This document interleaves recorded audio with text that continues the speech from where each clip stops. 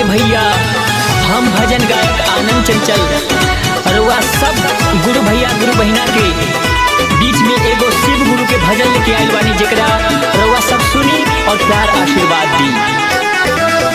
अपनी चरनिया पौआ कबूले दिखाई बुहे गुरुदेव महादेव, अब दुखवा सहलो न जाए हे गुरुदेव महादेव, अब दुखवा सहलो न जाए हे गुरुदेव महादेव।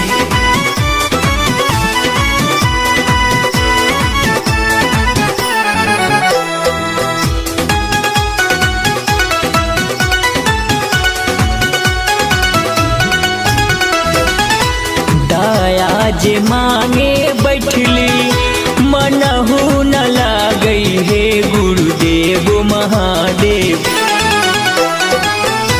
दया जे मांगे बैठली मनहु न लागई हे गुरुदेव महादेव, मनवा के दियऊ समुझाए हे गुरुदेव महादेव, मनवा के दियऊ समुझाए हे गुरुदेव महादेव। अपनी चरनिया पौआ कबूले दिखाई बुहे गुरुदेव महादेव, अब दुखवा सहलो न जाए हे गुरुदेव महादेव, अब दुखवा सहलो न जाए हे गुरुदेव महादेव।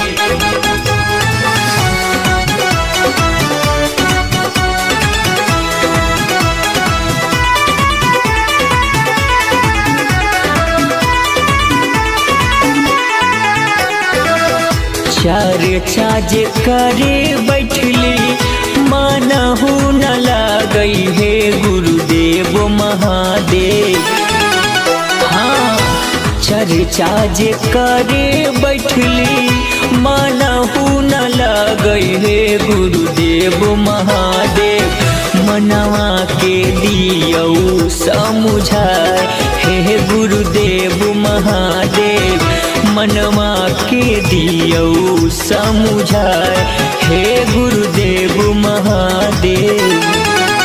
हाँ अपनी चरनिया पौआ कबूले दिखाई बुहे गुरुदेव महादेव, अब दुखवा सहलो न जाए हे गुरुदेव महादेव, अब दुखवा सहलो न जाए हे गुरुदेव महादेव।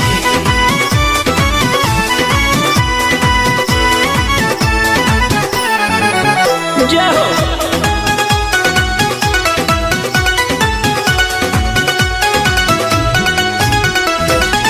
ना मन जे करे बैठली मनहु न लागई हे गुरुदेव महादेव, हाँ ना मन जे करे बैठली मनहु न लागई हे गुरुदेव महादेव, मनवा के दियऊ समुझाए हे गुरुदेव महादेव, मनवा के दियऊ समुझाए हे गुरुदेव महादेव।